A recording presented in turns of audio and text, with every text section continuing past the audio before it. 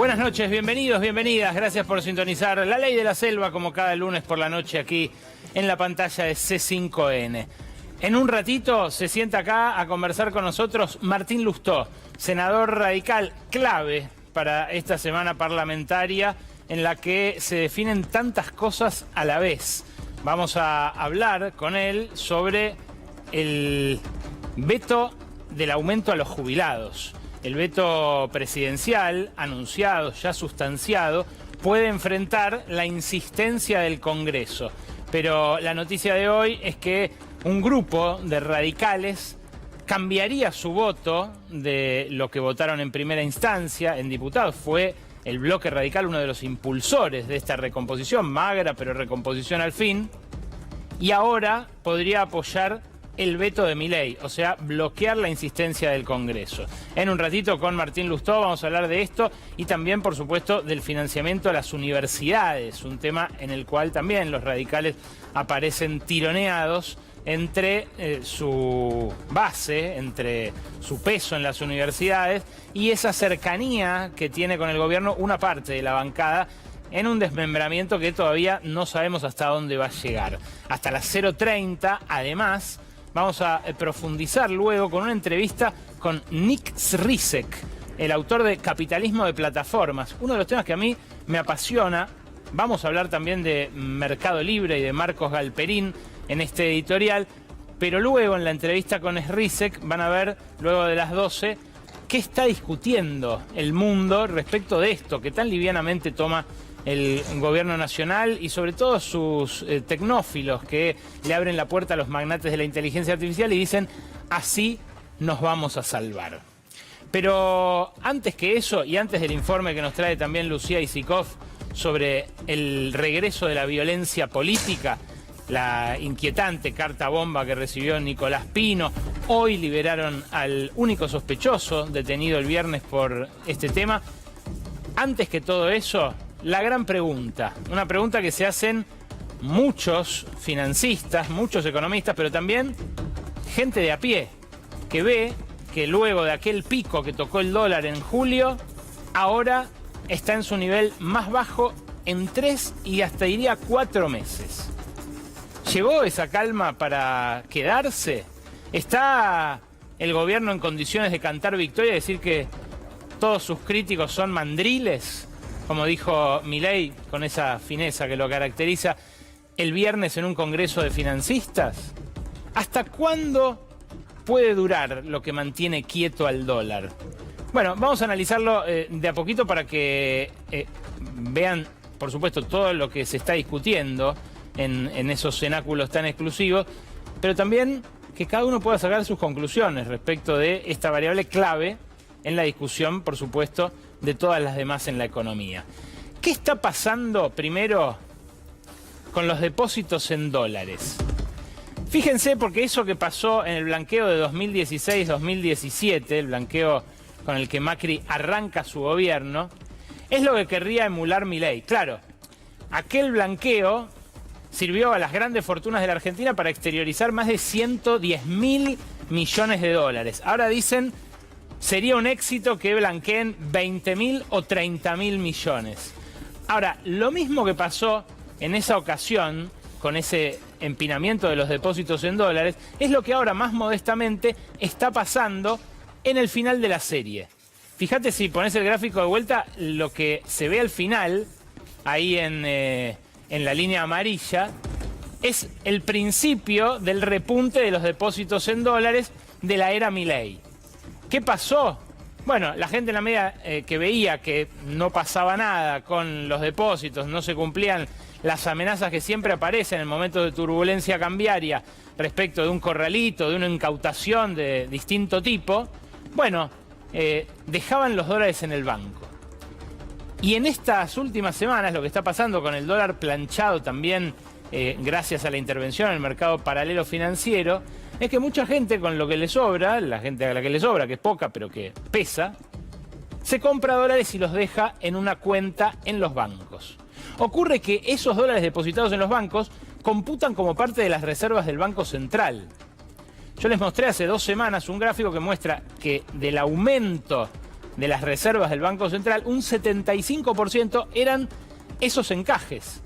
Ese dinero depositado en dólares en los bancos que los bancos se ven obligados a guardar porque así lo obliga a hacer el Banco Central para que no pase justamente lo que pasó en 2001, que había un descalce entre lo prestado y lo depositado y que finalmente terminaron incautándoles los depósitos a los que los tenían ahí.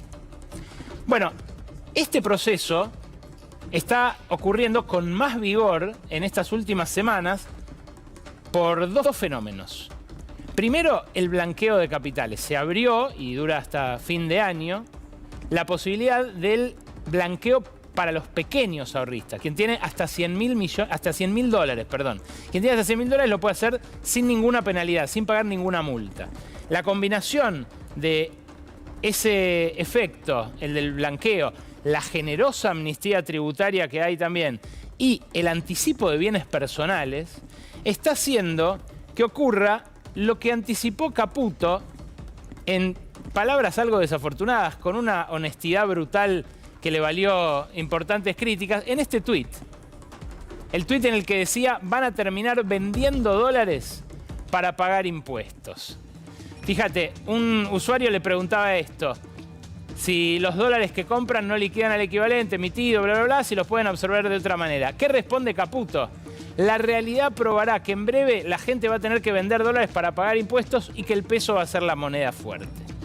No sé si es la moneda fuerte el peso, pero que hay ricos vendiendo dólares para pagar ese anticipo de bienes personales y así acceder a la rebaja generosa que tuvieron en la alícuota, eso sí que es algo que está ocurriendo.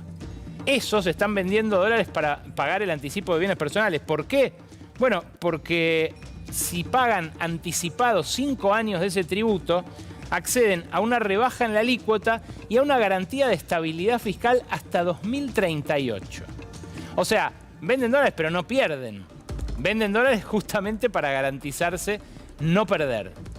Y eso es algo que junto con la intervención en los mercados paralelos mantiene artificialmente, diría yo, a raya el dólar en estas últimas semanas. No lo digo solo yo, lo dice también quien Milei considera el mejor ministro de Economía de toda la historia. Escuchá cómo lo decía Domingo Felipe Cavallo el viernes. Con el esquema que está siguiendo, el gobierno le va a resultar muy difícil eliminar el denominado cepo cambiario, porque siempre va a tener temor de que al eliminar el cepo cambiario se produzca un salto devaluatorio y que ese salto devaluatorio genere algunos meses, por lo menos, de aumento de la tasa de inflación. Ahora, yo creo que eso que trata de evitar, a lo mejor lo puede evitar de aquí hasta el momento de las elecciones del año que viene, sobre todo si consigue financiamiento para atender los vencimientos de la deuda, no en pesos, sino en dólares. No alcanza, dice Cavallo, ni siquiera consiguiendo plata prestada en dólares para salir del cepo antes de las elecciones. Pero él dice, pueden aguantarlo ahí hasta las elecciones y que se mantenga esta pax cambiaria hasta entrado 2025. ¿Qué pasaría después? Escuchalo 30 segundos más a Cavallo. Este problema de cómo salir del cepo se le va a presentar a posteriori. Yo creo que eso se va a resolver con el diseño de un plan de estabilización que posiblemente requiera desde el punto de partida un salto cambiario a través de la unificación y liberalización del mercado cambiario, pero que luego defina el futuro sistema monetario y cambiario de manera diferente a cómo está funcionando ahora. Es decir, que funcione como una verdadera competencia de monedas.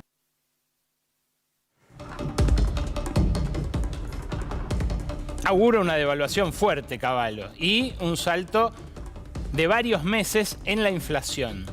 No es el único.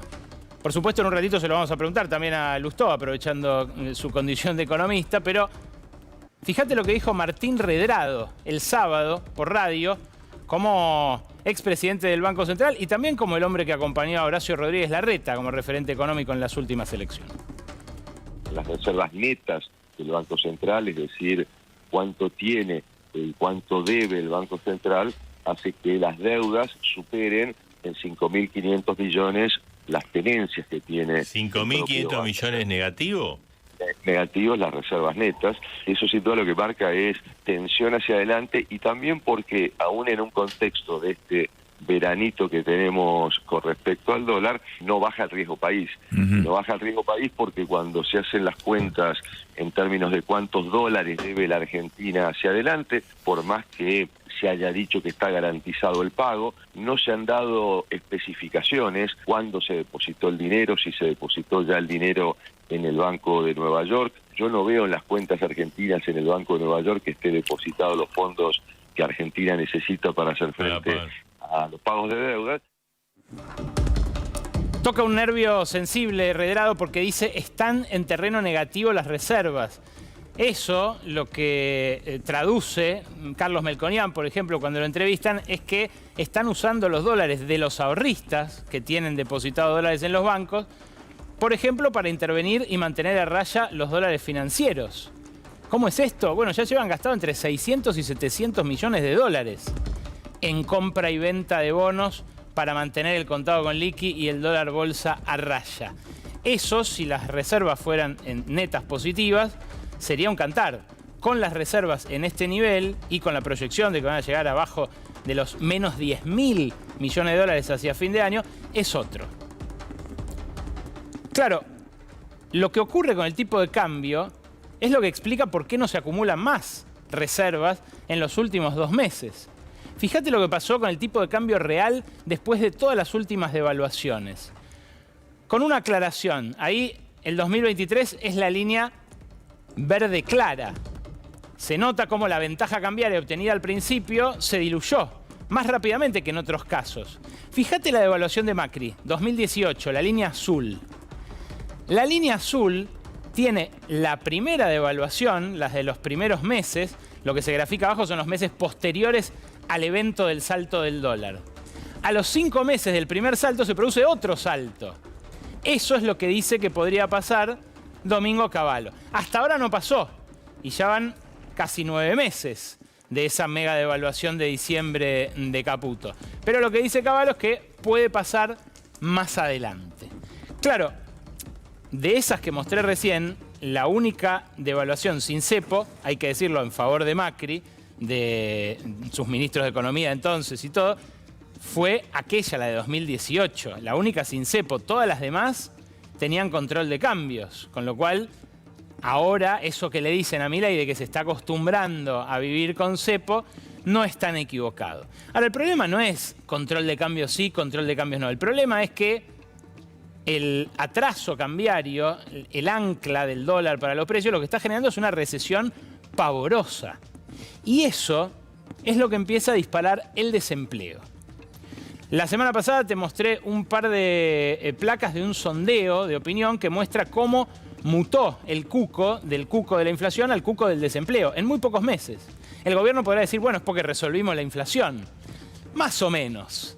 La inflación sigue siendo una preocupación, pero ahora se agregó, y con más preocupados todavía, la del desempleo.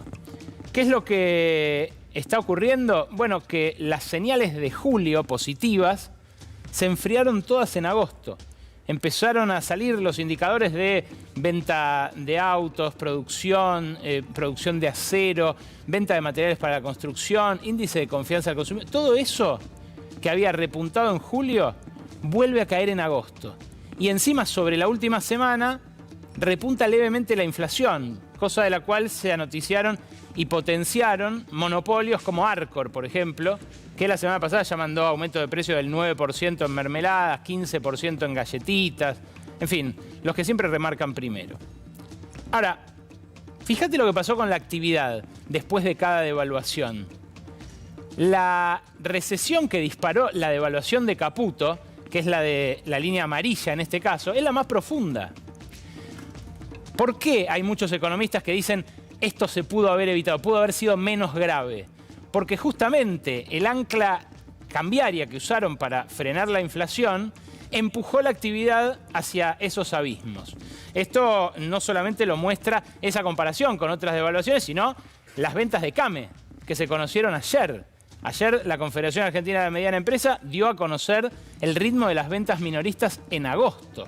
Y si bien el desplome fue inferior al de julio, todavía está 10% abajo en términos interanuales.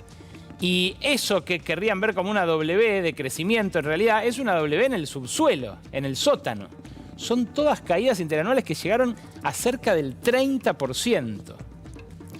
¿Qué es lo que mantiene ahí, en ese subsuelo, a las ventas minoristas? El deterioro de los salarios. Hoy el secretario de Trabajo distribuyó un informe que decía que los salarios formales ya recuperaron todo lo perdido por la devaluación. Es la raya amarilla, la de más arriba, la de los salarios privados formales. Ese es el dato de junio y falta el de julio, que es el que salió hoy, que lo deja apenitas 1% debajo del nivel de noviembre. Ahora, ese es el universo de los 6 millones de trabajadores privados formales. El resto, fíjate de vuelta en el gráfico, están todos por abajo. Lo que se ve en el caso de los trabajadores del sector público, por ejemplo, es una lágrima. Lo que se ve en el caso del salario mínimo vital y móvil, que cae, fíjate, más que todos los demás, es un 30% de deterioro. Ese 30% es el deterioro que también tuvieron los beneficiarios de programas sociales. Poné de vuelta el gráfico, Dire, por favor, así ven la caída de cada uno de los distintos sectores. El amarillo, repito, es el de los que tuvieron paritarias. El naranja es el promedio, 11% abajo. El que sigue es el del sector público, ahí lo tenés, 18,8% abajo. El salario mínimo vital y móvil, que se hunde brutalmente, casi el 30%. Y el sector privado no registrado, que también cae cerca del 19%. Claro, el salario mínimo vital y móvil suele empujar para arriba los ingresos de los informales, porque el informal va y le dice al jefe, che, subieron el salario mínimo vital y móvil, acomodame. Bueno, no está pasando. Y la relación de fuerzas cambió, se hizo muy, muy adversa al sector de los empleados. Hoy Julio Cordero, el secretario de Trabajo, habló por la mañana, anticipó que van a reglamentar la reforma laboral. Esta semana hubo un tire y afloje en privado muy, muy severo, porque Santiago Caputo quería discutirlo con la CGT para así darle aire a la tregua que le viene dando un poco el sindicalismo al gobierno de la Libertad Avanza. Y por otro lado, Sturzenegger quería pasar con el tractor por encima, ¿no? A los Sturzenegger, como ha hecho en sus dos anteriores experiencias. La CGT, de todos modos, pasado mañana va a movilizar con los jubilados para presionar en el Congreso para que insista contra el veto de Milei, pero la reglamentación, dijo Cordero, va a introducir la posibilidad de que no haya más indemnizaciones. Claro, lo van a tener que pactar cada sindicato con cada cámara patronal. Pero la idea del gobierno es ir por ahí. Escuchalo al ministro de Trabajo en funciones. Porque en realidad la caída estaba dada mucho más por la inacción de contrataciones que por otra cosa. O sea, la tendencia de caída en cuanto a lo que podían ser el desempleo pasaba más porque no había nuevas contrataciones y eso nos preocupaba mucho. Entonces, al haber trabajado sobre la ley de bases, al haber dado mayor seguridad jurídica para la contratación, nosotros entendemos que las empresas están viendo que se animan a una contratación y eso es fundamental. Claro, no es cuestión de animarse o de no animarse. Alguien contrata a un empleado cuando tiene un negocio por hacer, ¿no? Y el problema de que la economía esté en esos abismos que te mostraba recién es que no hay demasiados negocios. Fíjate que en el primer trimestre de 2024 la tasa de desocupación ya subió del 5,7 al 7,7%. Los primeros que rajaron fueron los empleados estatales, sobre todo el sector público nacional, pero solamente ese incremento de la desocupación representa unas 415.000 personas sin laburo adicionales a las que había cuando arrancó el gobierno de Milei. Y la tasa de desocupación en mujeres jóvenes, menos de 30 años, es del 17,3%. Si hay un sector que no está recibiendo respuestas por parte de esta política económica es el de los trabajadores jóvenes, puntualmente de las trabajadoras jóvenes, pero en realidad la tasa de desocupación de los jóvenes varones también duplica con creces el promedio general. Las regiones más golpeadas son las zonas industriales, donde más empleo se está destruyendo. El Gran Buenos Aires, por ejemplo, tiene una tasa de desocupación del 10%, más de 2 puntos por encima del promedio nacional. Y esto, bueno, es un problema para un gobierno que arrancó prometiendo que le iba a resolver la vida a esos sectores desatendidos por el gobierno anterior. Por eso me parece digno de destacarse este fragmento del texto que publicó el viernes Cristina Fernández de Kirchner, la expresidenta de la Nación en 2 oportunidades, ex vicepresidenta, que luego se trenzó en una discusión francamente inexplicable por el tono con Javier Milei. Más allá de toda esa hojarasca que vamos a dejar de lado, Cristina lo que dijo es que el peronismo se desordenó. Bueno, para mí es una autocrítica, en tercera persona, es cierto, pero no deja de ser una autocrítica que hasta ahora no se había escuchado ni leído. El peronismo se desordenó cuando perdió de vista que los trabajadores registrados son una minoría dentro del universo laboral y que dentro de esa minoría es también una minoría la de quienes son parte de un sindicato. Volvamos al texto, por favor. Diré, ya no son, dijo Cristina, la expresión mayoritaria de los trabajadores, los sindicatos. Esto le valió una andanada de críticas durante todo el fin de semana de algunos de los popes sindicales. Se empezó a ver, escribió la ex vicepresidenta, al empleo estatal como un privilegio frente al resto y por lo tanto como un gasto innecesario que debe ser suprimido. Y fíjate, esto último más interesante todavía.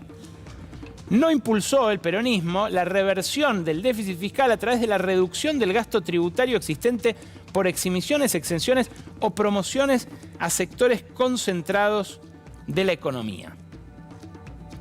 Fíjate porque solamente este fragmento concentra un gran problema que tuvo el peronismo. No solamente haber perdido de vista cuál es su sujeto social, sino también haber perdido de vista qué capital combatía. Porque las grandes plataformas que administran el empleo en la última década, pero especialmente después de la pandemia, pienso en Rappi, pienso en Pedidos Ya, pienso en Mercado Libre, de la que vamos a hablar ahora unos minutos, fueron beneficiadas por esas mismas exenciones que el peronismo no quiso revisar y por las cuales, en parte, sacrificó el equilibrio fiscal. Pero a la vez estas plataformas son las que aprovechaban la desalarización del mercado laboral y extraían más valor a los mismos trabajadores que ya ni siquiera pueden ser explotados a cambio de un salario por un empleo formal. Están desalarizados ellos mismos. Fíjate qué interesante esto a la luz de la discusión que se generó la semana pasada sobre Mercado Libre. Porque es todo parte de lo mismo y este tema es un tema central, repito, del que vamos a hablar en un ratito cuando pongamos al aire la entrevista con Nick Srisek. Javier Milei, al asistir al anuncio de inversión, magro anuncio de inversión de Mercado Libre, por 75 millones de dólares, nada al lado de los 2.500 millones que va a invertir este año en México o los 4.000 millones que va a invertir este año en Brasil, dijo esto, se deshizo en elogios por el dueño y fundador de la plataforma. Un empresario exitoso es un benefactor social, porque si está ganando dinero quiere decir que le arregló algún problema a la gente y ese tipo merece ser ponderado. Y cuanto más gana es porque le arregló la vida a muchísimas personas. De hecho, en la reunión previa, cuando uno ve los números que muestra la compañía, verdaderamente quiero agradecer porque Marcos y todo tu equipo son grandes benefactores sociales porque le están arreglando la vida no solo a un montón de argentinos, sino a un montón de personas en todo el continente, así es que gracias. Es muy interesante la cantidad de interrogantes que dispara esto que dice Milei, porque volviendo a Adam Smith, él, bueno, el padre de la economía política, ¿no? Siglo XVIII, define a Galperín como un benefactor social. Decía Adam Smith, no le debemos a la benevolencia del carnicero o del verdulero la eficiencia de lo que se produce en el capitalismo, sino a su afán de lucro, a sus ganas de ganar guita. Pero en el siglo XXI, ¿puede ser un benefactor social alguien que multiplica su fortuna varias veces en pocos años mientras todos los demás nos empobrecemos? ¿Con el mismo vértigo con el cual él se enriquece? En 2018, Marcos Galperín tenía 1.600 millones de dólares. Hoy tiene 8.100 millones de dólares, según Forbes, la revista que se ocupa de armar ese ranking. ¿Qué hubo en el medio? La pandemia. Costó cientos de miles de vidas en el continente, que costó un montón de plata a los que sufrieron sus efectos y que en general nos empobreció a todos los países. Bueno, a un selecto grupo de zares de la tecnología los enriqueció muchísimo. Pero de vuelta, ¿puede ser un benefactor social alguien que se enriquece? Alguien me dirá sí, en la medida en la que todos los demás se habrían empobrecido más si él no hubiera estado. Hay 100.000 personas en la Argentina que venden sus productos por Mercado Libre. ¿A ellos los beneficia Galperín? Porque se habla mucho de las subvenciones estatales que recibe Mercado Libre y esto le valió grandes críticas. El año pasado, según declaró ante la propia Comisión de Valores estadounidense, recibió 100 millones de dólares en subvenciones del Estado argentino gracias al régimen de economía del conocimiento, que en su momento el jefe de la AFIP de Macri, Alberto Abad, osó decir que no debía aplicarse a Mercado Libre, porque ellos no desarrollaban software para terceros, sino para sí mismos. Voló Alberto Abad poco después de eso, no sé si por la amistad de Galperín con Macri, pero en todo caso en medio de muchos entredichos al respecto. Ahora, esos 100 millones de dólares que tuvo de subvenciones el año pasado Mercado Libre superan el presupuesto asignado el año pasado a gastos de funcionamiento de todas las universidades públicas nacionales, donde encima se formaron 6 de cada 10 empleados de Mercado Libre. Pero esas exenciones no son lo más grosero.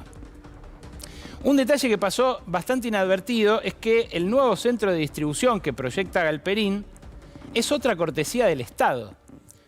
Van a hacer un galpón para distribuir los paquetes de más de 50.000 metros cuadrados en el Mercado Central, en tierras públicas, que son del Mercado Central.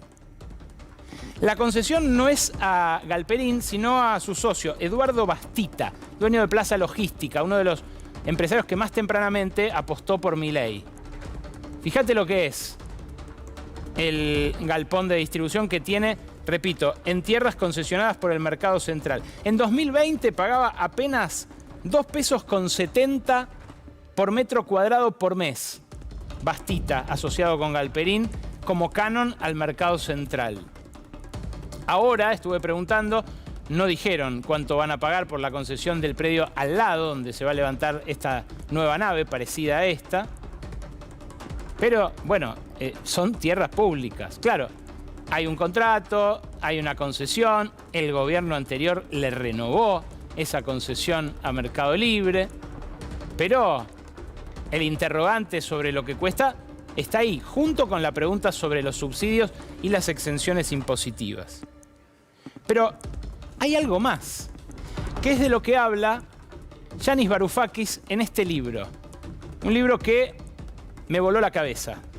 Les soy franco, un libro que habla sobre hasta qué punto el capitalismo murió y lo que lo reemplazó fue peor todavía. Así se titula, Tecnofeudalismo. Y lo que propone como hipótesis es que estos magnates de las plataformas, los magnates de los algoritmos, también los de la inteligencia artificial, han desarrollado una capacidad que nunca antes habían desarrollado otros capitalistas. La de someter a todos los demás a un vínculo de vasallaje en el cual ellos les extraen la renta que quieren.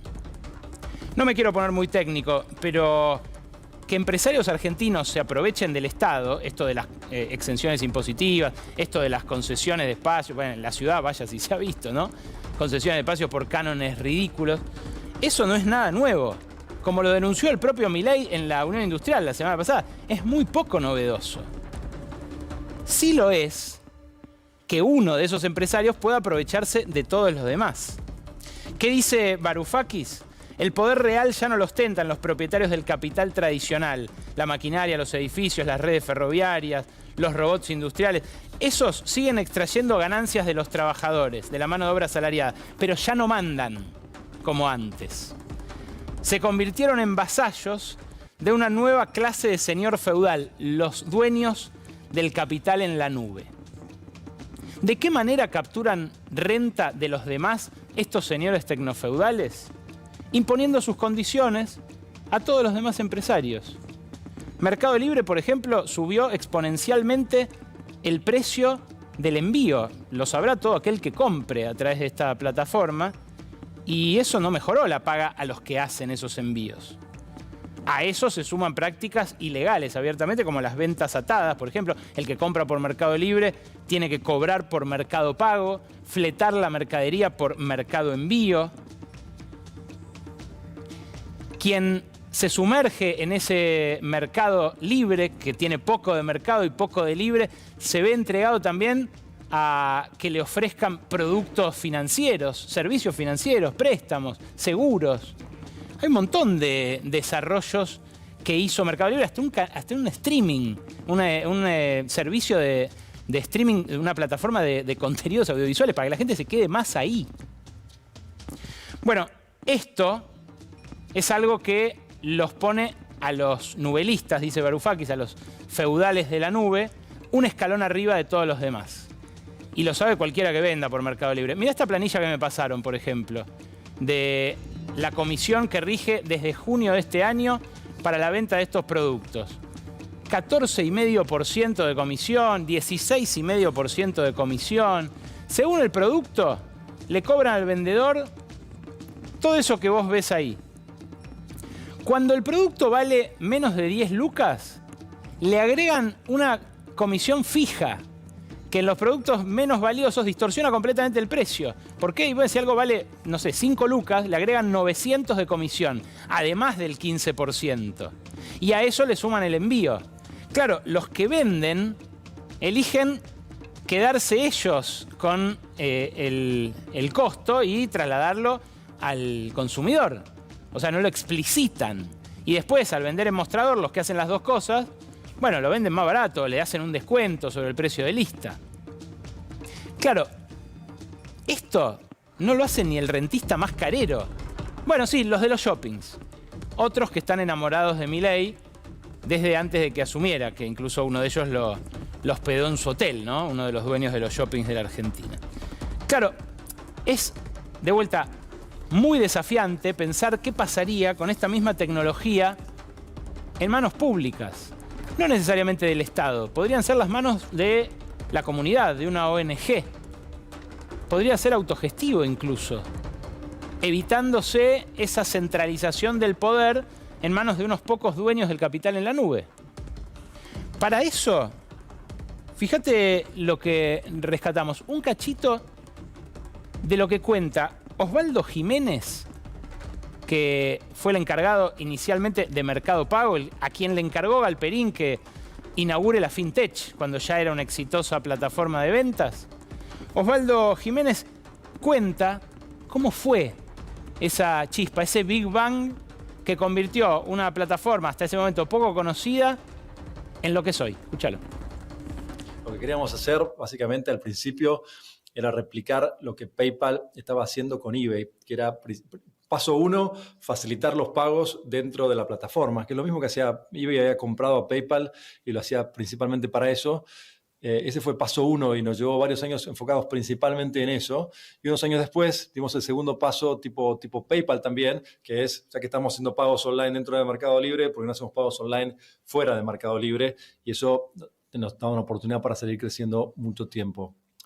Después vino el iPhone y Android, etcétera, y a nosotros nos cambió el mundo porque estábamos enfocados en pagos electrónicos, pagos online, que el principal uso era e-commerce o pagos a distancia, y de repente el iPhone o Android, ambos los smartphones nos permitieron hacer pagos en el mundo físico, y dado que en LATAM e-commerce era menos del 10%, en ese momento sería 5% de retail, era un mercado, no sé, por lo menos 20 veces más grande el mundo físico. Claro, ese momento que les cambió el mundo a Galperín y a sus socios es la oportunidad desperdiciada para hacer un Estado más eficiente y que resolviera problemas concretos de la gente. Vuelvo al texto de Cristina. Cuando dice que el Estado se anquilosó, que se engordó, que se convirtió en algo que hoy parece inútil y descartable, y por eso nadie se sensibiliza cuando echan empleados públicos. Bueno, en Brasil, cuando aparecieron el iPhone, el Android y todos esos teléfonos que permitían pagar, el Banco Central, al que criticaban desde acá los kirchneristas por ortodoxo, se puso a pensar cómo hacer para que eso fuera una ventaja para todos los brasileños. Entonces, en Brasil, Galperín no le puede imponer las condiciones que impone acá, aguas abajo, al resto de la gente. ¿Por qué? Bueno, por ejemplo, porque hay un sistema de pagos público. Porque en Brasil, el Pix lo que hace es lo mismo que hace Mercado Pago, pero abierto. Y uno puede pagar con el QR desde mucho antes que acá en Argentina, y pueden cobrar también con QR los que vendan en la calle o en la playa, sin necesidad de pagar estas tremendas comisiones. Bueno, es algo que evidentemente el Estado argentino dejó pasar, pero que tranquilamente podría aprovechar de acá en adelante. Igual que podría aprovechar esto que sigue pensando la sociedad argentina, que los ricos tienen que contribuir en la emergencia social y no verse beneficiados por rebajas de impuestos. Esto es lo que preguntó Analogías.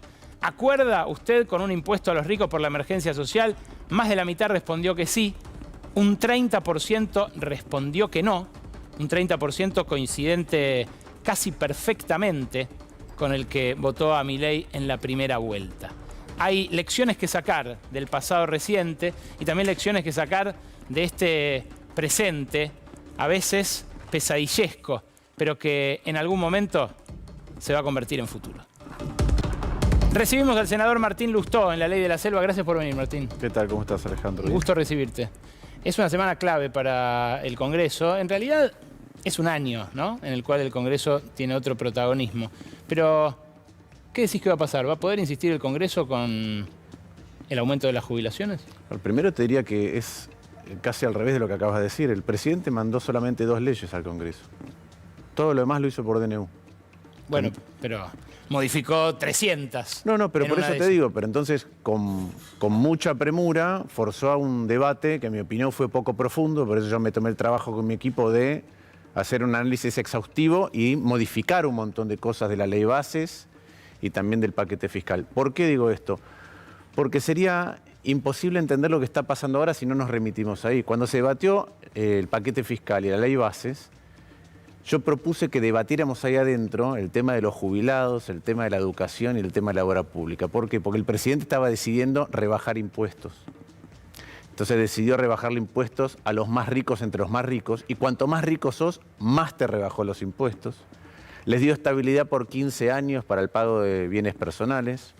A las empresas más grandes que iban a invertir 200 millones, muchas de las cuales igual iban a invertir, y además dijeron que se les estaba dando más beneficios de lo que pedían para invertir, se les dio estabilidad tributaria por 30 años y se les bajó todo tipo de impuestos.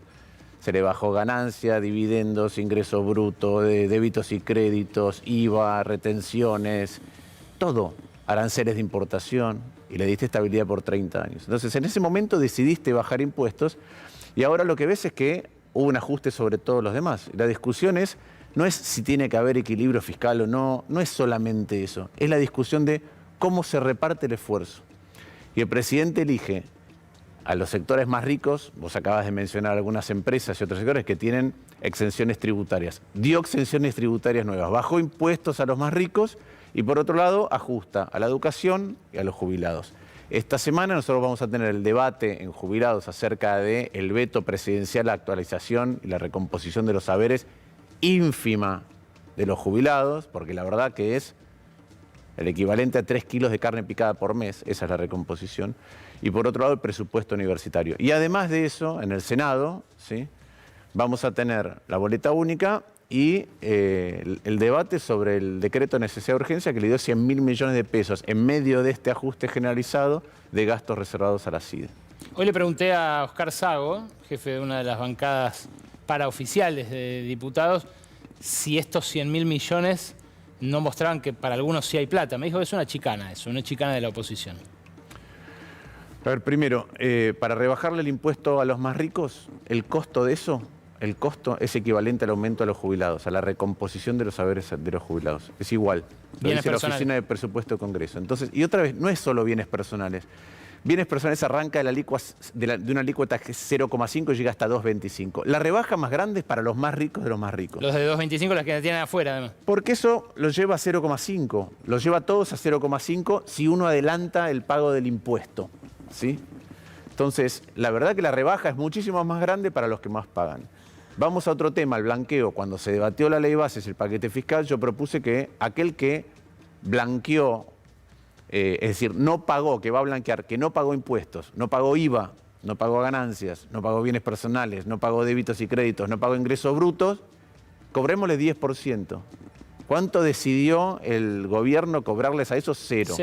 Te doy un dato adicional, porque tenemos un problema con los evasores recurrentes. En el año 2016, cuando se hizo el blanqueo de Macri, el 90% de los 120.000 millones de dólares, es decir, 100.000 millones de dólares, lo blanqueó el 0,5% más rico de la Argentina. Otra vez. Y ese blanqueo fue muy generoso, menos generoso que el actual. Entonces a alguien, ¿sí?, blanqueó en el año 2016, decidió otra vez que no pagaba impuestos y ahora vuelve a entrar a un blanqueo. Y decidimos, el gobierno decide no cobrarle. Entonces cada vez que el gobierno decide no cobrarle a algunos, le termina cobrando a otros. Y ya sabemos quiénes son los otros, ¿no? Estamos viendo lo que pasa con los precios liberados, estamos viendo cómo están llegando las facturas, estamos viendo el atraso de las jubilaciones, estamos viendo qué pasa con la cobertura de los medicamentos, cuál es el costo de los medicamentos, estamos viendo qué pasa con los salarios, porque cuando se aprecia este gobierno generó un salto inflacionario, una inflación que venía del 6,7, previo a las elecciones llegó al 12, después fue al 25% en diciembre y al 20%, y después a partir de ahí empezó a bajar. ¿Por qué baja también? Porque, ¿qué hizo el gobierno? El gobierno con el salto devaluatorio y la generación de más inflación, lo que hizo que te sacó plata del bolsillo. Pero después reguló dos precios de la economía. Este gobierno que dice que no regula ningún precio, reguló dos precios para seguir sacándote plata. El primero es la tasa de interés. Entonces, si vos tenías un plazo fijo que te rendía, no sé, 5%, y la inflación era 10%, vos estabas perdiendo una parte sustancial mes a mes. Y si habías comprado un pucho y habías ahorrado en dólares, como la inflación fue mucho más alta que la evolución del dólar, la capacidad de compra de tus dólares también vale menos. Entonces no solamente te sacó plata de tu salario y podés adquirir menos porque todo lo demás bienes subieron más que tu salario, sino que además tus ahorros valen menos. Entonces, lo que comentabas al principio del programa, ¿por qué hay una suerte de tranquilidad? Porque es cierto, muchos están vendiendo puchos de dólares para vivir, para pagar cosas a las cuales antes podían acceder sin tener que desahorrar.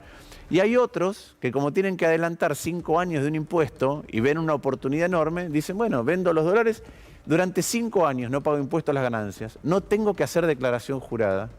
Si me transformo en más rico, no tengo que pagar más. Y además tengo estabilidad tributaria por 15 años. Es como que no les prestan a Caputo y a Milei y ellos toman prestado del futuro, ¿no? Bueno, ellos toman prestado del futuro, pero además toman decisiones. Cuando vos das estabilidad tributaria, ya es discutible si podés dar estabilidad tributaria durante más que el periodo en el que gobernás. Con impuestos que son eternos, sí, pero con los impuestos que van a vencer, porque bienes personales vence, ¿sí? Y hay que renovarlo. Porque sí, sí. Entonces, es raro decir te doy estabilidad por 15 años. Ahora, vos das estabilidad a los más grandes. Recién mostrabas los subsidios de la Ley de Economía y Conocimiento que se le han apropiado a empresas a las cuales no les correspondería, es lo que te dice todo el resto de la industria. Vos explicaste bien por qué no desarrollan software para vender, sino desarrollan software para seguir ganando ellos más plata. Mientras no tocas eso, mientras no tocas exenciones tributarias, ¿sí? Eso es lo que decís, vas regalando plata. Yo digo que Milei habla del socialismo. Él hace socialismo con los ricos. Él le regala cosas a los ricos a cambio de nada. ¿No tiene una parte de la oposición como socia en esa misión? Bueno, lamentablemente yo lo que veo es que hay una parte de la oposición, ya sea porque pierde el foco de lo que quiere representar y corre detrás de la moda, ya sea porque tiene temor a que lo hostiguen en las redes, ya sea porque es más cómodo ser oficialista y recibir prebendas, deja de perseguir aquellas cosas en las que cree. Está bien, pero hay radicales ahí también. Sí, claro que hay radicales. Sí, ¿Qué va a pasar con los radicales esta semana? Con los de diputados, digo, ¿eh? Mirá, vos sabés que el proyecto de recomposición de las jubilaciones fue un proyecto que impulsó el radicalismo. Por eso sería más disparatado todavía que se cumpliera lo que esta tarde se rumoreó en el Congreso, que varios de esos diputados radicales van a votar en contra. Bueno, hay algunos de ellos que han sido miembros informantes. Vos sabés lo que es el miembro informante, es el que le explica al resto de sus pares las bondades del proyecto. Cuando fueron miembros informantes fue Gabriela Brouwer de Córdoba y Lisandro Nieri de Mendoza, que fue ministro de Hacienda de Mendoza.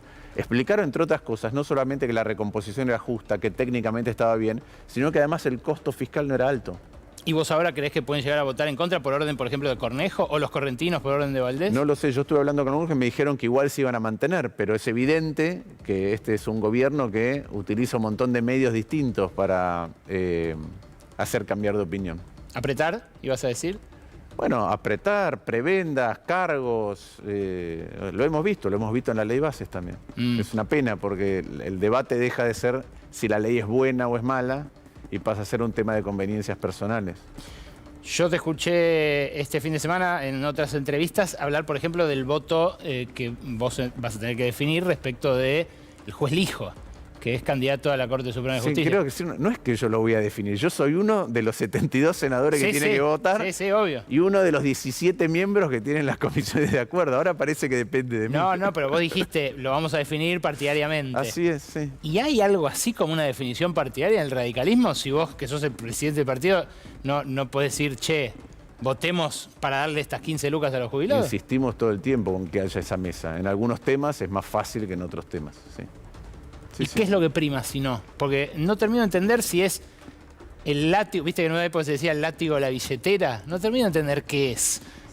Creo que es un poco de ambas cosas. Creo que hay provincias donde, a ver, primero, los gobernadores tienen responsabilidades que por ahí el presidente de un partido no tiene. A mí me dijo una vez Ricardo Lagos, el deber del largo plazo, de la identidad del partido, porque los demás, sobre todo en Argentina, que están sometidos a tensiones y crisis permanentes, tienen el deber de ver cómo hacen para gobernar y brindarle a sus coprovincianos las mejores soluciones posibles. Entonces tienen más restricciones. Hay otros que, otra vez, dicen algo en privado acerca de lo que piensan del gobierno, de las medidas, pero en público, como en un momento se había transformado en moda ciertas posturas sobre el gobierno, la libertad avanza, tienen miedo de decirlo públicamente. Entonces, y miedo también de quedar pegados con el peronismo, con el kirchnerismo. A mí me parece que ese es un miedo ridículo. A mí cuando me traen algo tengo que decir si lo que viene y sobre lo que tengo que decir, la materia que tengo que abordar y sobre la que tengo que votar, tengo que decir si está bien o está mal, no si es distinta del pasado. Puede ser distinta del pasado y puede ser muy mala. Puede ser distinta del pasado y puede ser peor.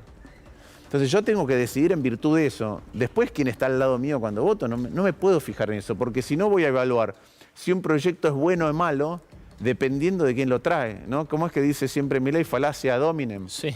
Bueno, yo tengo que evaluar el contenido de las cosas, no tengo que evaluar ninguna otra cuestión. Tema universidades, ¿va a haber una sesión? ¿Ya hay media sanción? El jueves tenemos... El miércoles tienen este intento de, por 2/3, tratar directamente en el recinto en diputados el veto al DNU. Y en el Senado tenemos boleta única el jueves, más universidades, que ya viene con media sanción, más el tema del DNU de la CIDE. ¿Qué me gustaría que pase? Creo que se ratifique la media sanción del tema universitario, porque es un tema grave. Yo creo que toda la educación está atravesando... El propio Milei dijo que el drama educativo era casi peor que el de la inflación. Yo estoy de acuerdo, es una urgencia de largo plazo, la tenemos que abordar ahora porque si no, no podemos corregir. No veo que el gobierno haga nada. Desde la educación básica, anunció de manera rimbombante un plan de alfabetización, pero todavía no sabemos nada. Y si eso no se resuelve, todo el resto de la educación tiene un problema. Y ese es un defecto que se arrastra hace mucho. Y el tema universitario, donde el gobierno primero mintió con que pagaba los gastos de funcionamiento, después se vio que no los pagaba. La sociedad salió a reclamar, porque las universidades son como un bastión de una construcción social de la Argentina. Es un pilar sumamente importante para la construcción de la movilidad social y de una sociedad moderna. Y ahora el problema adicional de que, además de que no terminan de mandar como corresponden los gastos de funcionamiento, es que vos mostrabas el ajuste que tuvieron los empleados públicos. Los empleados públicos nacionales tuvieron un ajuste de alrededor del 20%. Sí.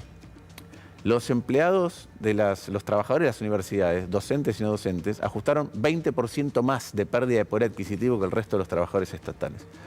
Entonces estás viendo que los que tienen que enseñar dicen, no voy a enseñar. Los que arrancan como ayudantes no alcanzan a cubrir con lo que ganan el costo de ir a dar clases. Y ese va a ser un futuro docente, va a ser un futuro titular de cátedra. Ese no se está formando. Algunos profesores están yendo a enseñar a otras universidades privadas. Yo te digo lo que pasa en los colegios universitarios. Yo fui a un colegio universitario de la ciudad de Buenos Aires. Se están yendo a trabajar profesores a los colegios, a las escuelas públicas de la ciudad, porque ganan más en las escuelas públicas de la ciudad donde no se gana bien. ¿En serio? Sí. Mirá, o sea... Lo mismo, bueno, los residentes de los hospitales universitarios ganan sustancialmente menos de lo que gana un residente en un hospital público, que ya gana de por sí muy poco. Yo sabía que se estaban yendo a universidades privadas, pero esto que me decís... universidades privadas también se están... Es novedoso. ¿Sabes qué? Te quiero preguntar sobre ciencia, te quiero preguntar sobre el futuro también. Tengo 5 minutos de tanda. ¿Te quedas? Dale. 5 minutos y volvemos con Lustó. Hasta las 0:30 rige la ley de la selva. Ya viene Lucía Isikoff con su informe sobre el fantasma de la violencia política, que el viernes estremeció a muchos cuando ocurrió el evento de la Rural. Nicolás Pino, su secretaria, una carta que explota, un sospechoso detenido que hoy liberaron, que no tenía nada que ver, pudo demostrar que estaba en otro lado en el momento en el que dejaron ese paquete. En fin, en instantes nos metemos en eso con Lucía Isikoff, pero seguimos con Martín Lustó. Hablábamos de las universidades y te quería preguntar, Martín, sobre la ciencia. Hay un montón de científicos movilizados, han firmado una carta la semana pasada. Hay 850 investigadores con el concurso ya aprobado que no empiezan sus investigaciones porque no hay plata para el CONICET. ¿Se puede hacer algo del Congreso por ellos? Este es un debate que dimos en el momento de la ley bases, cuando una de las atribuciones que se da a sí mismo el presidente es modificar un montón de cuestiones del sistema tecnológico nacional. ¿Qué está pasando que es muy llamativo? Primero, todos los países del mundo están cambiando en el sentido contrario. Están dando mucha más importancia a la industria, mucho más importancia a las cadenas de valor y sobre todo a la investigación propia frente a no tener que depender de terceros. En nuestro caso estábamos caminando en una senda totalmente distinta, no solamente por lo que vos contás de lo que no se hace, sino por las cosas que se dejan de hacer, que tienen que ver con... Argentina es un país que tiene biotecnología de avanzada, es un país que desarrolla satélites y que tiene energía nuclear, ¿sí? Exporta reactores. Yo fui presidente del Banco Provincia, financiamos la exportación de reactores a Egipto, reactores nucleares, y a Australia. Hoy estaban cortando la Ruta 9, los despedidos de Atucha. Así es. Entonces ves eso, ves oportunidades que se caen. Y ahí voy a tomar unas palabras de Martín Cohen cuando en la Feria del Libro hablaba de la cultura. Yo creo que es lo mismo con la ciencia y la tecnología. No se está debatiendo qué tipo de cultura. No hay unos exponentes de la cultura libertaria que dicen a nosotros nos gusta este cine y esta literatura y este teatro y esta música. No existe ese debate. No existe debate sobre la política cultural de un nuevo gobierno. Si hubiera intención de corregir o de debatir una política cultural, existiría ese debate. Si hubiera de la misma manera un debate sobre cuáles son los modos de administración y además el foco que debería tener nuestro sistema científico y tecnológico, habría un debate de esas características. No existe ese debate. Lo que hay es una desintegración de lo cultural, de lo científico y tecnológico, y yo creo también, a pesar de las apariencias y de que Milei cuando fue a Zambale a juntarse con millonarios dijo que una de las grandes bondades de la Argentina para invertir era su gente y su sistema universitario, creo que también hay una intención de deshacer el sistema universitario. Sé que es temprano para esta pregunta, pero Despeguémonos un cacho de la coyuntura. ¿Para vos Milei reelige? ¿Qué es ciencia ficción eso? Yo lo que veo es una sociedad que lo está pasando muy mal, que está pasándole, esto se lo escuché a Guillermo Oliveto, que es un experto en consumo, tiene tantas ganas de salir del pasado que hasta es capaz de pasarle una motosierra a su propia vida. Está siendo forzada a pasarle una motosierra en su propia vida. ¿Por qué? Porque contábamos antes, se te cayeron tus ingresos y se cayeron tus ahorros. Y te sube el alquiler, las expensas, el gas, la luz. Si tenés una pyme te subió todo eso y vendés menos. Entonces, ¿cómo ajustás? Haciendo un esfuerzo enorme, pero hay un momento en que salir del pasado no es suficiente. Querés ver que se esté construyendo algo mejor, que haya una reactivación, que esa reactivación no sean solo cuestiones esporádicas, transitorias o en unos sectores muy alejados de tu vida cotidiana, sino que te afecten a vos de manera positiva. Y eso yo no lo veo. Pero entonces, al no ver eso, me parece que lo que se va a producir es una suerte de agotamiento paulatino, con un modelo que no te modifica la vida cotidiana para bien. el agotamiento con las frustraciones del modelo anterior nos trajo hasta acá, en una especie de bandazos, ¿no? El péndulo habitual, pero a más velocidad. ¿Qué te parece que va a ser, en todo caso, sea reelecto o no, saliendo de esa pregunta, el próximo presidente de la Argentina? ¿Otro bandazo o un moderado? Mira, es muy difícil saber qué va a pasar. Sí te digo que es lo que yo creo que debería pasar y por lo cual trabajo todos los días.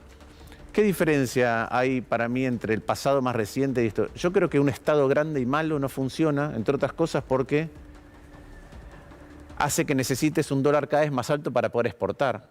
Si tu Estado es malo y es la mitad del costo de algo y no te da cosas buenas, al final para exportar más barato, para exportar un Estado malo necesitas un dólar muy alto y somos todos más pobres. Entonces un Estado que es malo y grande genera problemas. Un no Estado también genera problemas. Yo no quiero pasar de un Estado que gasta en cosas. Y no estoy hablando solamente, porque esto me lo has escuchado hablar del gobierno de la ciudad. En la Argentina gastamos más o menos el doble por habitante que hace 35 años, ajustado por inflación. Deberíamos recibir el doble de salud, seguridad, educación, justicia, jubilaciones, infraestructura. No pasa. Entonces el Estado gasta más, pero no te llega. Es lo que dijo Cristina en la carta del viernes. Bueno, el Estado gasta, sí. Lo que pasa es que ese debate, para no haber llegado hasta acá, se tendría que haber dado antes. Coincido. ¿Sí? Ahora, a futuro. De la misma manera que decís, che, Mercado Libre. Bueno, ¿y qué pasó con defensa de la competencia? Exacto. Yo soy autor de la ley de defensa de la competencia. No se aplica nunca. Ahora, a futuro, este debate no chocó contra el angostamiento de esa avenida del medio o ese promedio entre las dos cosas. Sí, yo lo que digo es, yo no quiero pasar de ese Estado a un no Estado.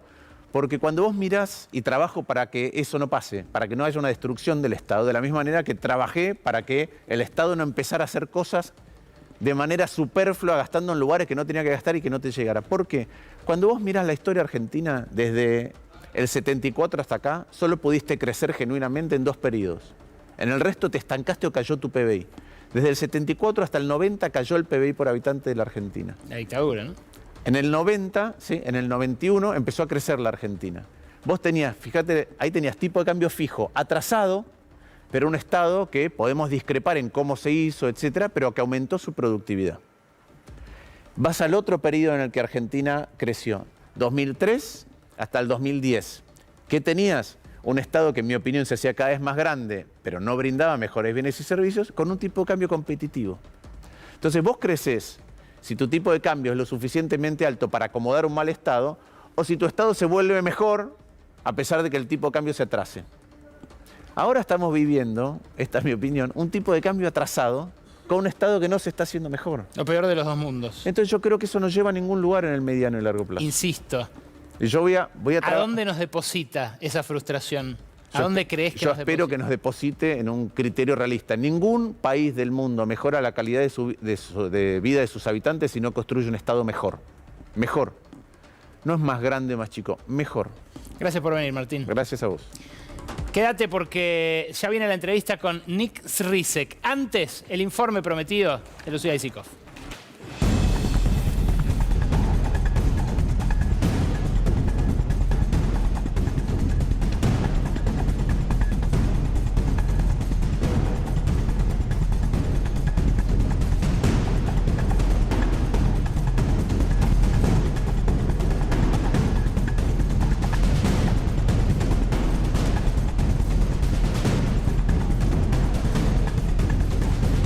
Bienvenida, Lu, buenas noches. Buenas noches, Ale, ¿cómo estás?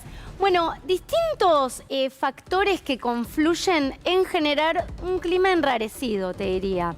Discursos anacrónicos que no tienen asidero en la realidad, pero los escuchamos, y una desprolijidad grande en algunas investigaciones. Ahora nos metemos con eso, como, bueno, vos lo mencionabas recién, el atentado a Nicolás Pino, presidente de la Rural. Vamos a arrancar, porque te hablo de distintas cuestiones que van confluyendo. Vamos a arrancar con lo que pasaba el 27 de agosto en el Senado, con Victoria Villarruel en el homenaje a las víctimas del terrorismo, y vamos a escuchar un poquito de lo que planteaba la vicepresidenta. Reabriremos todas las causas de víctimas del terrorismo para que sea la justicia la que haga lo que debió hacer hace más de 20 años. Cuando arranqué siendo demonizada y repudiada, Argentina, nuestra patria adorada, para que pueda vivir su aurora, su renacer con justicia, debe hacerlo solo con este valor. Y para ello, todos los montoneros tienen que estar presos, respondiendo por ensangrentar nuestra nación. Claro, clima enrarecido y un anacronismo, ¿no? Un anacronismo, por eso te planteaba algunos discursos anacrónicos sin asidero en la realidad y temas que se empiezan a mezclar. Ahí un discurso que hace ruido en el propio gobierno, ¿no? Porque Milei, lo tenés a Milei diciendo esta no es nuestra agenda, despegándose de Villarruel, Bullrich que también dice no es nuestra agenda, pero ¿qué pasa en las segundas líneas? ¿Qué pasa de ahí para abajo? Perdón, cuando Bullrich dice no es nuestra agenda, le retrucan, vos también sos montonera, ¿no? Claro, bueno, bueno, ahí está la interna, ¿no? Sí. La discusión del gobierno. Bullrich dice no vamos a entrar en una revisión del pasado. La discusión obviamente que viene desde la campaña entre Bullrich y Villarruel por quedarse con el área de seguridad. Un montón de cuestiones que se entremezclan y generan confusión. Ahora bien, unos días después reaparece Mario Firmenich, ex líder de Montoneros, reaparece porque él iba a dar una charla en Encuentro Patriótico. Iba a ser el último jueves. Ahí lo ves en la presentación. Este es un video que circula en las redes sociales, donde Firmenich, desde Barcelona, desde España, donde se encuentra viviendo desde que fue indultado por Carlos Menem en los 90, Firmenich dice, bueno, da como un anticipo de lo que iba a pasar al día siguiente, que se termina suspendiendo, que es una charla donde él iba a presentar alguna serie de herramientas para el proyecto nacional, así lo dice él, para esta agrupación, Encuentro Patriótico. Uno de sus líderes es Esteche, ex Quebracho. Hay algunos militantes, no están relacionados hoy con Milagro Sala, pero algunos militantes de la Tupac Amaru, algún desprendimiento de lo que era la organización Descamisados. Estamos hablando de una marginalidad. Marginalidad total. Total. O sea, no mueve nada. Absolutamente nada. De hecho, tiene 1000 seguidores, creo, en las redes sociales esta agrupación. Claro. Entonces, bueno, Firmenich puede decir lo que quiera. Ahora, las reacciones a eso, ahí lo tenías presentando este discurso. Bueno, se arma toda una discusión en el gobierno. Villarruel le responde, le dice buchón, cobarde, todo un extenso tuit en su cuenta. Buchón, cobarde, vivís por los que entregaste, y bueno, un montón de cuestiones que tienen que ver con la militancia de los 70. Y también aparece Claudia Rucci, que está contratada en el Senado por Villarruel, y habla de atacaste la democracia y pretendés volver a hacerlo, no te vamos a dejar, no pasarán. Lo de Firmenich es una vergüenza en varios planos, sí. Pero sobre todo después de haber aceptado él el indulto de Menem, ¿no? Con lo que eso implicó para la teoría de los demonios, para la relativización del terrorismo de Estado, pero ¿puede haber sido una jugada preparada o algo en combinación? Porque la verdad que no puedo creer que lo esté haciendo tan en simultáneo con lo otro. O sea, le vino tan bien al gobierno que reaparece. Y a Firmenich también, porque le da cierta, yo ahí no sé si es preparada o él se agarra de esto, porque de repente le dan un protagonismo que no venía teniendo, están hablando de él. Está Victoria Villarruel en un acto institucional del Senado diciendo algo, Ale, que te digo, no solo generó interna en el gobierno. Yo se lo pregunté a alguien, a un reconocido militante de la teoría de los dos demonios, que conoce desde hace muchos años a Victoria Villarruel, que tiene una interna tremenda en la familia militar, porque la acusan de tibia, básicamente, y él me decía, esto es fulbito para la tribuna, está haciendo show. son los tipos, los montoneros tienen 80 años, nadie los va a volver a enjuiciar, no va a volver a pasar. En lugar de dar un posicionamiento, como debería para esta persona, ¿no? Como debería, sobre la visita, en su caso, adecuada a Ezeiza, a ver a los represores presos y defender que eso que en las condiciones en las que están viviendo, que tendrían que irse a sus casas, está hablando de algo que no va a suceder. Claro. Entonces, bueno, ahí está la interna que tiene Villarroel, pero bueno, se genera toda esta discusión con Firmenich. ¿Por qué la traigo? Vamos al atentado de Pino. Recibe este explosivo, lo agarra su secretaria, se maneja con muchos errores la investigación. Pero mira, sin saber qué es lo que había pasado, quién había realizado este atentado, quién había mandado el explosivo, mira lo que empiezan a tuitear en manada. Te traje uno porque es el más representativo, que es el Gordo Dan, pero tenés, de ahí para abajo se instaló como hashtag vuelven los montoneros. Ahí está, volvieron los montoneros. Y fue trending topic esto, ¿no? Por eso te digo lo útil que le resulta la aparición de Firmenich a este discurso lunático. Totalmente, ¿no? pero mira, y aparte uno dice, bueno, Villarroel no es representativa. Ahora, el Gordo Dan no es representativo de lo que quiere Milei, de lo que dice Milei. Finalmente nos tocó vivir en persona nosotros todo lo que nos contaron nuestros abuelos. La izquierda perdió las elecciones y empezó a poner bombas otra vez. Le explotó una bomba en la cara a la secretaria del presidente de la Sociedad Rural. De ahí para abajo, Ale, todos los trolls y militantes del gobierno instalando de repente una violencia política que ellos adjudican a la izquierda, no sabemos por qué, no sabemos qué es lo que pasó, en el caso del atentado a Pino, que también es gravísimo que le manden un explosivo, pero sí, todos por supuesto, precipitándose a ver qué es lo que había pasado, instalando ya directamente esto. Y te digo, el Gordo Dan que tiene el poder de echar funcionarios. Ya hemos hablado un montón de veces de quién es. Lo retuitea Milei, no este tuit, pero lo retuitea recurrentemente Milei. Bueno, y el gobierno manejando muy mal, digamos, esta investigación. Mirá la nota de Clarín. Hasta hace unas horas liberan al único detenido por este atentado. Ahora, es un tipo que además no condecía con los sospechosos que estaba esperando encontrar Patricia Bullrich. Es todo tremendo, porque Patricia Bullrich adjudica el atentado sin saber qué era lo que pasaba a grupos militantes extremos ultraveganos, ¿no? Anarquistas o veganos. Anarquistas o veganos. O veganos, decía. Eso era, y bueno, diciendo, no, bueno, obvio, es gravísimo lo que pasó, fueron grupos veganos. Bueno, detienen a este chico el sábado y el gobierno lo festeja también. No coincidía para nada el perfil, pero era, bueno, un paso más contra el terrorismo. Alberto Santiago Soria, que quedó en libertad, que trabaja, bueno, para una reconocida agencia inmobiliaria.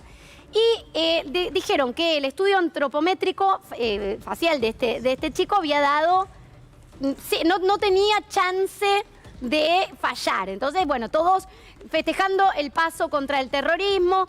Después notas, ¿no? Insólitas, porque dicen, era un hombre de 40 años que tiene antecedentes por cuestiones antisemitas, amenazas antisemitas. Era, bueno, nada que decía, tiene carne en la heladera, tiene un pollo frisado y milanesas en la heladera, así que vegano no es. Bueno, todo con los anarquistas tampoco son antisemitas. La mayoría de sus referentes en Argentina eran judíos o sea, no les combinaba el perfil, pero igual siguieron diciendo... de hecho... Este parece más un ultraderechista, un mileísta, ¿no? Exacto, pero igual decían, atrapamos al terrorista. Porque atacaba a las mujeres y a las feministas en sus redes sociales, al kirchnerismo. Labura en esa agencia inmobiliaria cuyo CEO también trolea en las redes, insulta a gente por zurda y qué sé yo, con lo cual... daba todo podía ser un amigo del Gordo Dan, tranquilo. Claro, bueno, pero en el streaming donde trabaja el Gordo Dan dijeron atraparon al zurdo. Atraparon al zurdo. Después ves estas notas, pero te digo, todas esas notas, la información, obviamente se filtra de la investigación. Entonces digo, manejada con muy poca prudencia esta investigación, si es un tema como al gobierno le parece y está diciendo tan grave, muy poca prudencia, bueno, al final lo dejan libre porque coincide con una capacitación de esta inmobiliaria donde él trabaja. el horario donde él estaba presente, detectan que en su celular, dónde estaba la ubicación del celular. Bueno, no daban los horarios, él muy tranquilo fue y después declaró y dice, yo no estaba ahí. Así que ahora no tenemos ni idea cuál es la pista, qué es efectivamente lo que pasó con este atentado. Se siguen instalando estas teorías. Y Ale, bueno, vos lo presentabas la semana pasada, una exclusiva que trajiste el lunes pasado sobre el arsenal con el que se está preparando el gobierno para reprimir. Sí. ¿No? Hablamos de los gases que se tiran contra los manifestantes, granadas, aerosoles orgánicos, cartuchos, bueno, todo lo que está juntando el gobierno, ¿no? Claro, es muy trucha la investigación que hacen para algo que efectivamente fue grave y no suele verse, que es que alguien intenta intimidar con un explosivo. Si bien no era un explosivo mortal, no tenía metralla, no era algo pensado para matar, pero esa intimidación merecía una investigación con recursos. Estos recursos que vos estás contando, que nosotros preguntamos la semana pasada y obtuvimos la respuesta de cuáles son recursos puestos al servicio de la represión nada más. Exacto. ¿Y por qué lo traigo? Porque todo esto termina generando un discurso en el gobierno, que esto sí, obviamente que no es casual, que es, bueno, nosotros necesitamos, se va a debatir este jueves nuevamente el DNU en el Senado, nosotros necesitamos los fondos reservados, los 100.000 millones de pesos para la CIDE, estos fondos reservados, porque necesitamos combatir al terrorismo.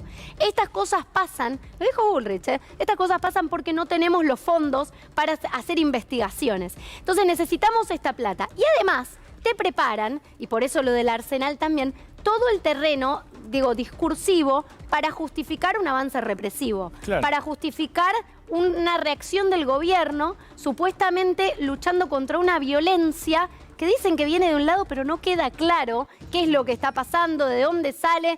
Y, bueno, sobre todo confusión y miedo para, bueno, sembrar esto y también corrernos un poco del foco de otras cuestiones que están pasando. Gracias, Lu, por esto. Ustedes ya saben, este tema para nosotros es central. Las fuerzas represivas, el dinero sin control que quieren para los servicios de inteligencia, lo vamos a seguir. Ahora vamos a compartir la entrevista prometida a inicios del programa. Nick Sricek acaba de publicar este libro junto con su esposa, también investigadora, feminista ella, llamada Helen Hester.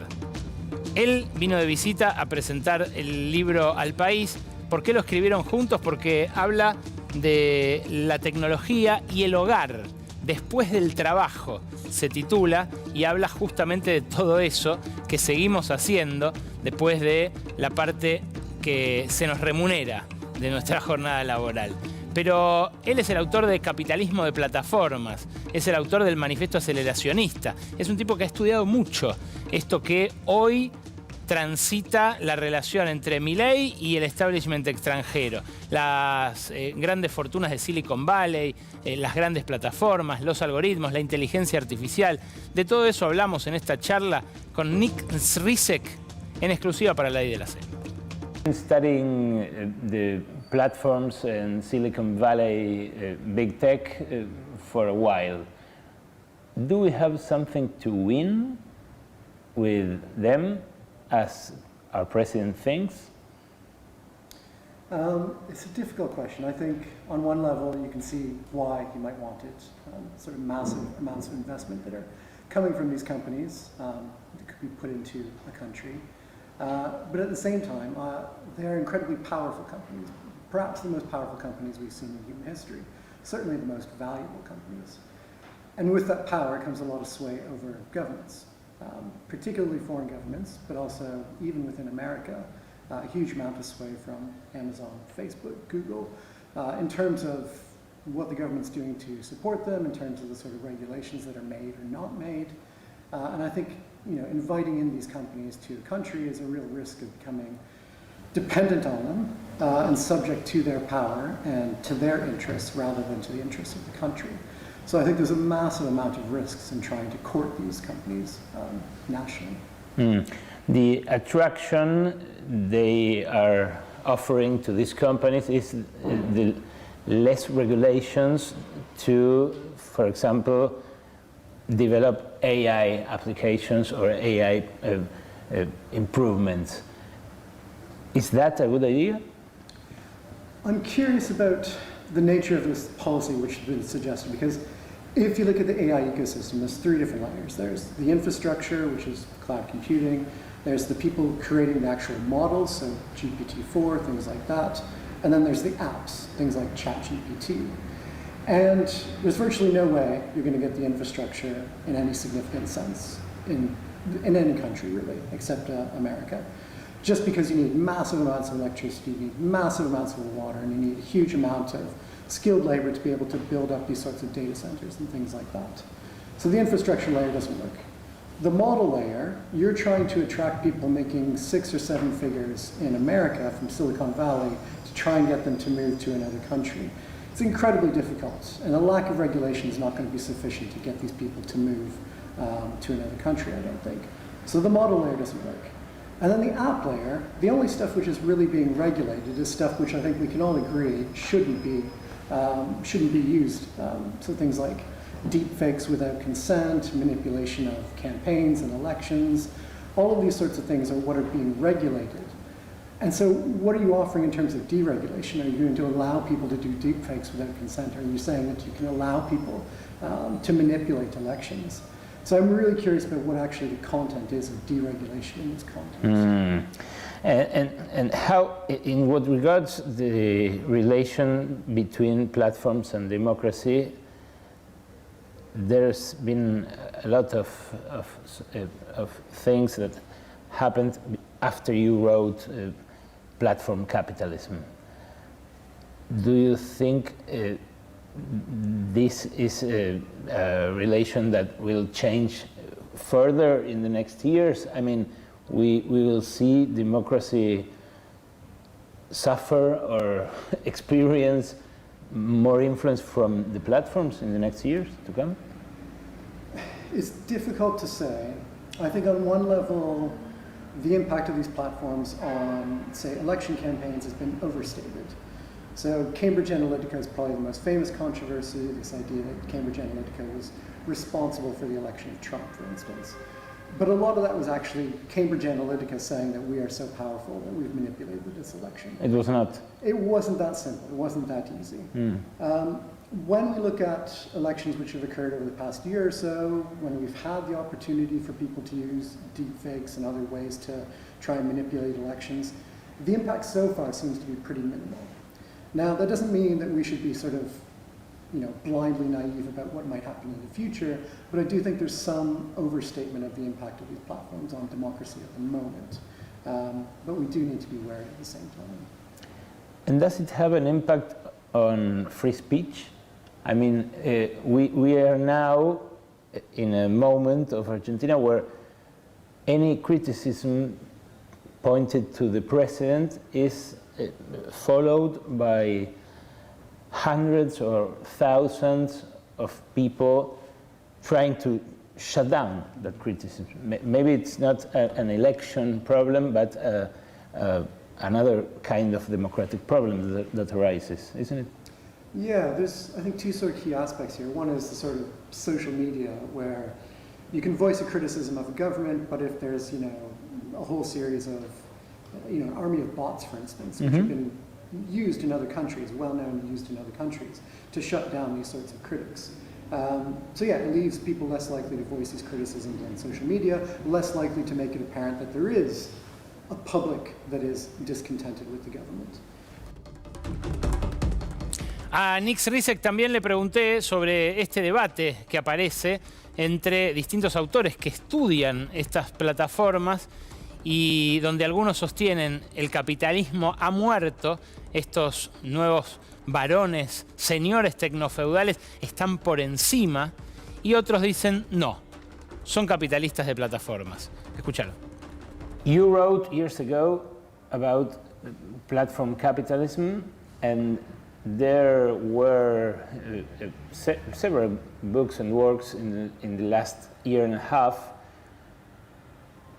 For example, from Yanis Varoufakis, for example, from Cedric Durand, who write about techno-feudalism. They say it's a different thing, the system that we are experiencing now. what do you have to say about that debate? I think it's a really important one, and I'm really glad that these books are being written. I disagree with it. I think fundamentally we're still in capitalism. We haven't moved towards a techno-feudalist society. And the key reason why, there's two main arguments I see them making. One is that we're moving from a society based around profits towards one based around rent.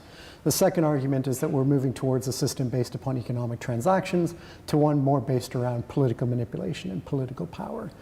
And I think both of those accounts, those things are right. I think we are moving from a system more premised on profits to rents and one towards political power, open political power. But those things are all compatible with capitalism. And they've existed within capitalism since the beginning of capitalism. We have landlords that have existed throughout all of capitalism. You know, Karl Marx, when he's writing about the origins of capitalism, he spends hundreds of pages talking about the nature of rent under capitalism and how it fits in with a capitalist system. So I don't see it as some sort of rejection of the capitalist system. It's a sort of transformation of it, but it's still within the same system, which is oriented towards capital accumulation, towards the maximization of extraction of value and the capture of value. All of that is still going on. So I think we still do have a capitalist system, but it is changing in important ways, and techno-feudalism gets at some of those changes. Another point they make is that markets are not longer what they used to be. Do you agree with that? They're definitely changing. One of the key sort of elements of a platform is that they are replacing markets in some sense. And particularly a company like Amazon, you know, it mediates between buyers and sellers. It is an instantiation of the market. You know, it's the very visible hand of the market. So there are ways in which it's sort of a transformation of that. But again, markets have always been manipulated in different ways, and markets have always been subject to, you know, different rules which are set by governments, by various institutions, by social norms. So there's all these different ways in which markets have been constrained in different ways. And I don't think it's fundamentally different when Amazon is doing it as opposed to these other institutions. I think it raises important questions, and it's a real issue of the centralization of power that lies in the hands of these companies. But it's not something which I think, again, escapes from capitalism. Dos libros para pensar esta nueva realidad, el de Helen Hester y Nick Rizek, y el que les mostré antes, Tecnofeudalismo, de Yanis Varoufakis. Una realidad contemporánea que merece más cabeza, más lectura, más estudio, justamente para no caer en el oscurantismo que a veces se nos impone. Este programa estuvo dedicado especialmente a mi amigo Nahuel Prado. Ustedes saben lo importante que es para este equipo, los hace reír en medio de esta coyuntura, que no es poco. Ha perdido a su madre y es en memoria de ella también que hacemos esta edición de La Ley de la Selva, en memoria de Graciela René Mandrick, a quien, bueno, le deseamos que descanse en paz. El lunes que viene los esperamos a las 11 y hasta las 0:30 aquí en La Ley de la Selva. Chao.